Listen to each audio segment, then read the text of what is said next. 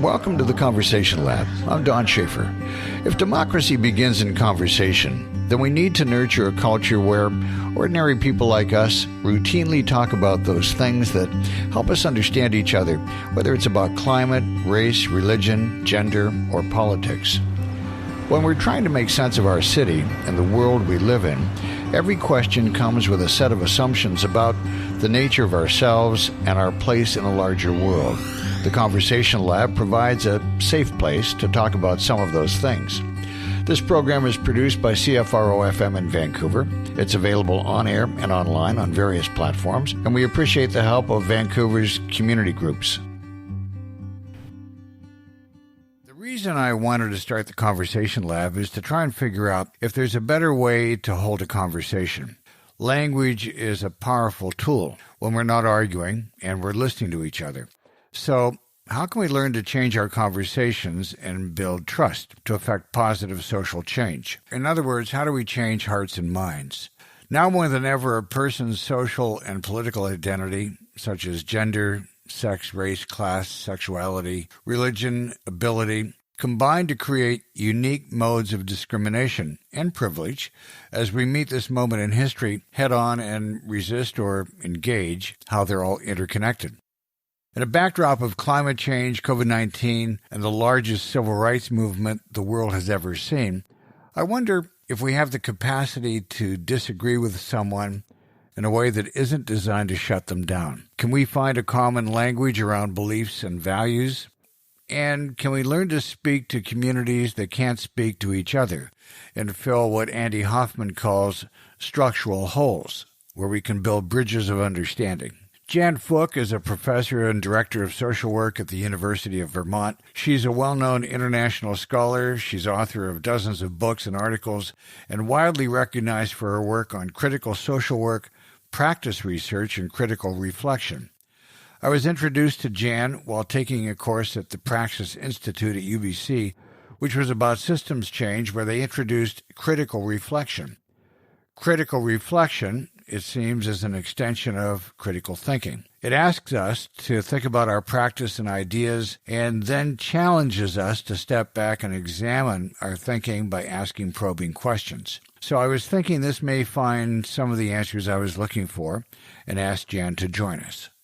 Hello, Don. How are you? Hello, Jan. I'm excellent. How are you? Not bad, not bad. You know, it's funny. I've been thinking about our conversation that we had prior. I'm curious about how you came to this work. I'm curious about what teaching is like in 2020, especially in a COVID-19 environment. And how do we change our conversations to try and create significant social change? So for starters, how did you come to this line of work and what got you here?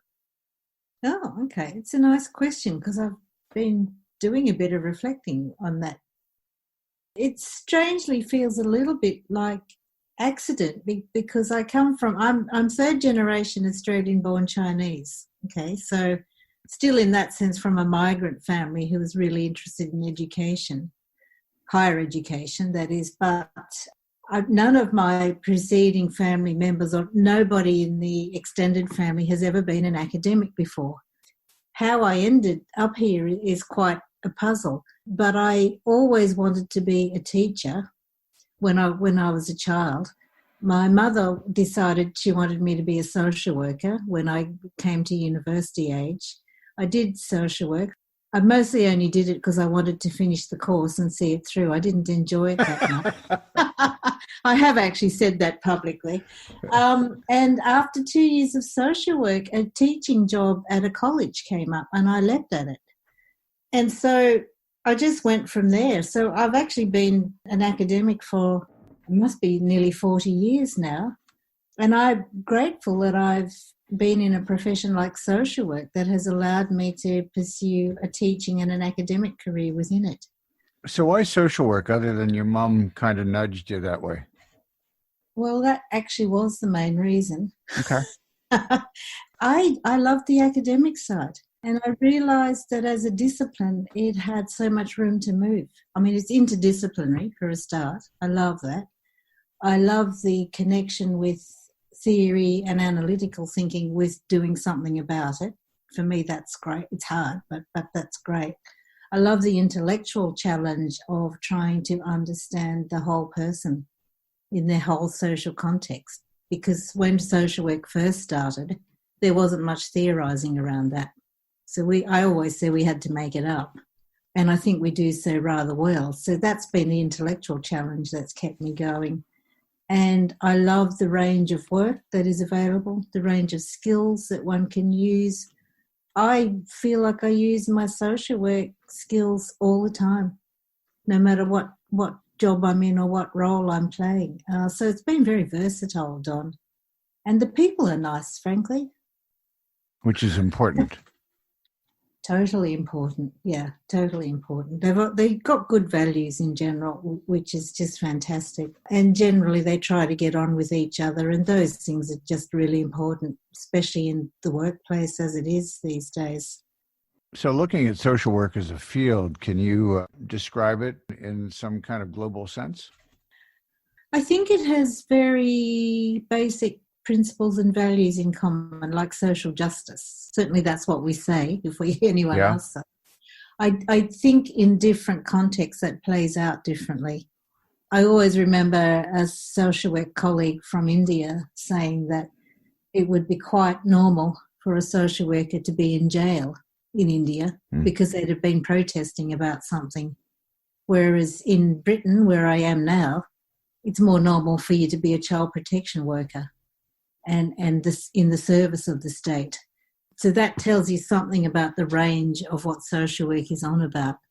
But really, we pride ourselves on trying to help people in many different ways, but also in a way that doesn't necessarily go along with status quo, that in a way that is actually about empowering people who are more disadvantaged and so forth. And in doing that in many different ways, anything from like counselling, therapy, just emotional support to actually advocacy and changing the system. No, I love that. I mean, nothing much is left out really in that, is it?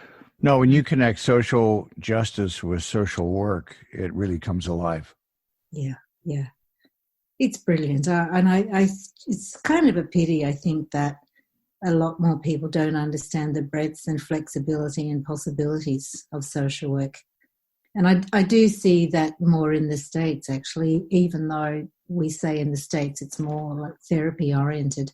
I do see a lot of activism happening in social work here than I would have seen in Britain, for instance.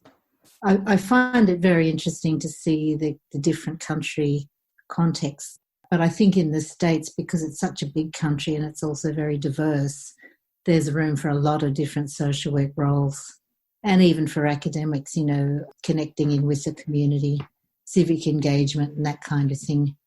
I think probably happens more in the States than I've seen it in the other countries I've worked in. It's a very enabling profession if you really understand what it is. And if you can kind of infuse the basic principles and skills and expertise that you get, you can carry them into almost any walk of life. And that's saying a lot, I think. In light of what's happening in the world around us, whether it's COVID-19, the world's largest civil rights demonstration, or apocalyptic message about climate change, your work is more important than ever. Yes, yeah, totally. And it's really good to see that social workers are providing leadership in a lot of those arenas at the moment. So, yeah, it's a profession to be proud of, Don. So, and I think I would not have found a niche in the same way if I'd gone into another discipline. So I guess there's many days where you're thanking your mom. Yeah, that's well put. It's a good reminder, actually. Yeah. I read an article the other day that said you are a unorthodox academic. That's right, yeah. So what do you do differently? This partly comes about because of my interest in reflection. And I will tell you, actually, I'm just going to sidetrack slightly because I became interested in reflection because I was part of quite a large longitudinal study of social workers to understand what social work expertise was and what an expert social worker looked like. And the more that we got into that material, the more I realised that a really core skill to become an expert social worker, actually an expert professional, was to be able to critically reflect. And then I realised that even though most of our social work courses at the time said that you should be able to critically reflect, nobody actually taught people what that meant. So I then started delving into what it actually meant to be able to critically reflect and how you teach it. And then I sort of became a bit of a convert, Don, because I saw the changes that people made. Can you talk to what critical reflection is? In simple terms, it's actually about being able to see underneath. What is underneath what you're doing and what you're thinking. Now, my favourite quote at the moment is from Socrates, which talks about the examined life for ethical and compassionate engagement with the world. How we examine is another issue, and I would say we need to examine it through reflection, which means actually looking at what's implicit or hidden or further underneath, and that comes from Donald Schoen's work. Now, someone else's theory, formal theory as written in a book or social theory, whatever, you don't take that and just apply that. What you actually do is you think about the theory that you are creating, which is implicit in what you do and in the way you act. You're not taking someone else's theory, you are creating and inventing your own. And in that way, when you bring it to the surface, you can then examine whether it's relevant or not. So I'm unorthodox, I remembered your question now, in the sense that I don't teach theory and I don't privilege theory. And when I say theory, I mean the formal theory that is often inherited. I actually ask people to take a leap and invent their own and be innovative and creative around that. And that is quite hard to do in traditional academic circles because most people assume that you have to know the theory and that good practice is about applying the theory properly. And I would say there is no one theory or even many theories that will cover all of the contingencies of life and of practice and experience. So you've got to be on your toes all the time, working out what is relevant, how you're applying whatever, why you're actually doing what you do. Are the assumptions that's based on, is that accurate? Is it fair? Is it relevant to the situation? You have to be asking that all the time in order to be effective and responsive.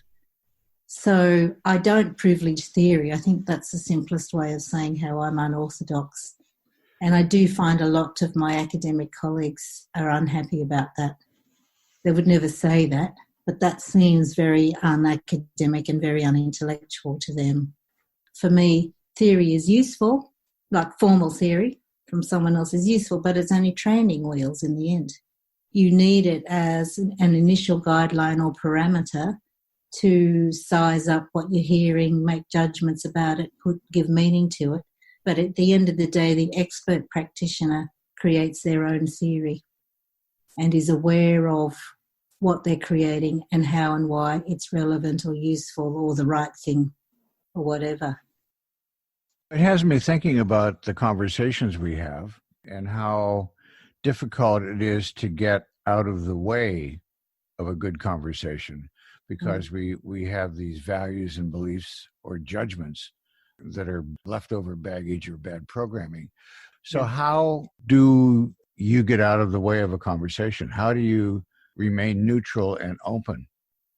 Okay, and that is a fantastic question because I think that is one of the biggest challenges in learning to critically reflect, because what you're trying to do is be open to what's implicit in what you're doing and thinking rather than assuming that you are, following one theoretical line properly.